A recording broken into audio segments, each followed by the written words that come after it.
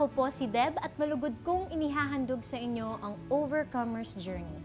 Dito, tatalakayin natin muli ang kwento ng mga pasyenteng nakapag-overcome na ng kanilang sakit. Sa kwentong ito, malalaman natin ang kanilang mga karanasan, mga aral na natutunan at inspirasyon na maaaring makatulong sa ating buhay. Sa ngayon, balikan natin muli ang kwento ng isang pulmonary lung fibrosis overcomer na si Ma'am Nicole Magtaas. Panoorin natin ito. Na-diagnose po ako ng bronchitis and lung fibrosis. Which is, sabi ng doktor sa akin, yung lung fibrosis is irreversible. It means hindi na siya gagaling. Parang cancer. Hanggang 5 years lang, mga ganun. Na-realize ko na kung ano yung pagdahalan mo, iiyak mo. Cry out loud. Umangon ka, gumawa ka ng effort para kumaling ka. Nagpa-ozone ako.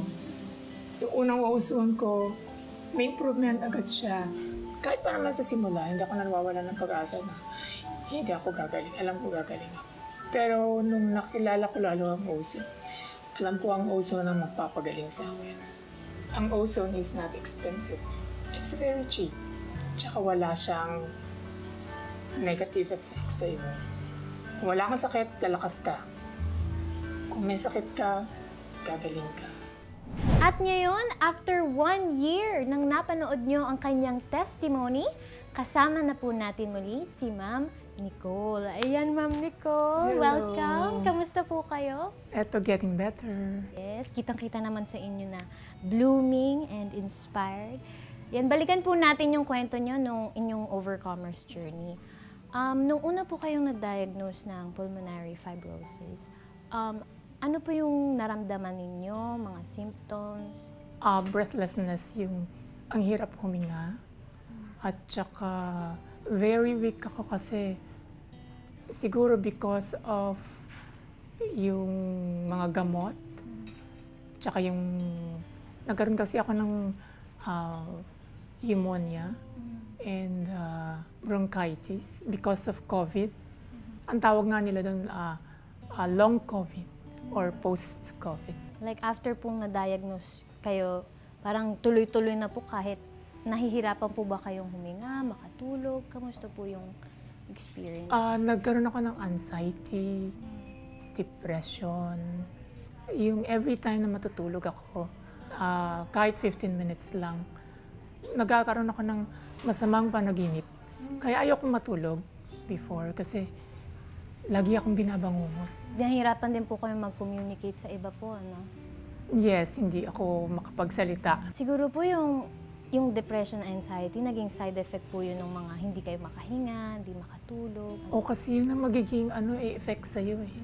Kasi never akong na-hospital. Kung magkakasakit man ako, clinic lang ako eh, lagnat.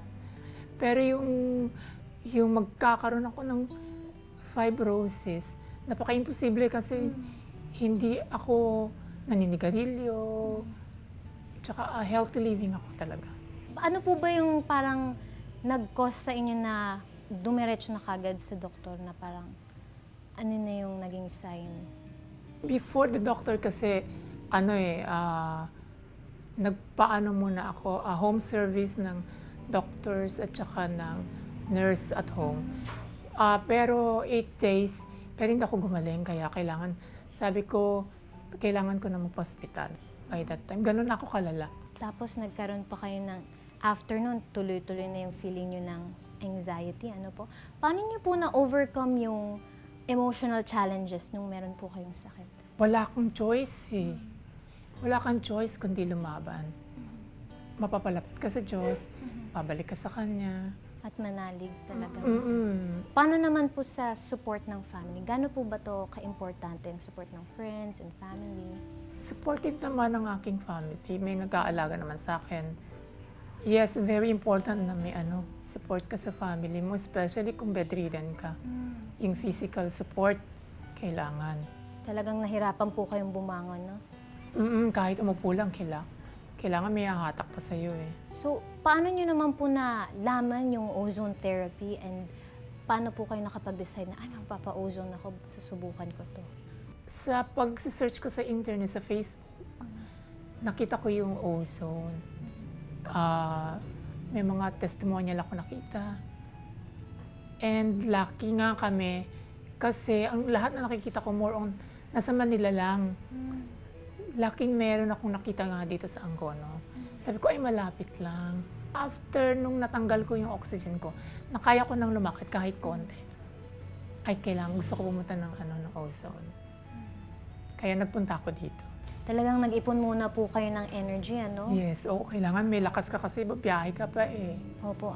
Ano naman po, di ba po nagpa-ozone kayo? Ano po yung mga na-experience nyo nung nagpapa-ozone po kayo? Even yung umpisa pa lang meron ng mga changes. Marami na yung oxygen level ko nagiging normal na siya, nagiging 95 na before kasi 89, 92. Tapos yung aakyat ako, bababa ako. Sobrang effort na sa akin yun. Talagang kailangan pag umakyat ako, kailangan upo kagad ako. Parang kasi bawat hakbang nyo po is sobrang hirap na hirap po kayo. kailangan isang hakbang inhale, Grabe. exhale. Pero po nung nagpa-ozone na kayo, talagang nag-improve naman po yung inyong... Yes, yun ako nag-start na tumaas yung oxygen level ko. Hanggang unti-unti ko nagagawa, lumalakas ako, tumaba ako. Kaya nga po sabi nyo po kanina, nakakapag-zumba na po kayo. Yes, before kasi, bedridden talaga ako. Tapos, sa subdivision kasi namin may Zumba. Tinatawag nga ako ng mga Zumba mates ko sa subdivision eh. Kaya sabi ko, hindi ko kaya pa. Kasi hanggang lakad lang ako. Kasi nagsasayaw na sila eh. Then, maya-maya sabi ko, parang kaya ko na. Nakapag-Zumba na ako. At ngayon, nakakapag-gym na ako. Wow, grabe talaga yung difference nung before dati bedridden. Tapos ngayon, Zumba ka na. Gano'n naman po katagal yung Zumba nyo? 1 hour lang naman. 1 hour. Pero grabe pa rin po yun from bedridden to 1 hour Zumba. The big difference po, ano? Yes, na walang gamot. Na walang gamot. Na walang ozone gamot, na lang. exercise, healthy living, tsaka yun nga, ozone lang. Pero kitang-kita ko naman po sa inyo yung discipline nyo din ng exercise and what food to eat. Yun nga po. Ano po yung aral na natutunan nyo dito sa journey nyo na hindi nyo makakalimutan? Talagang health is wealth talaga. Health is wealth. Ayan, sa mga viewers po natin, ano po ang mga words of encouragement na gusto nyo pong ma-share? May napakinggan ako noon na yung ginagawa mo ngayon, in 10 years, mabe-benefit mo yan. Kung unhealthy yung living mo, in 10 years, aanihin mo yun. So, dapat habang maaga pa, mag-healthy living, mag-exercise. Kasi ako nung nagka-COVID ako, nagkaroon ako ng lung fibrosis because of COVID.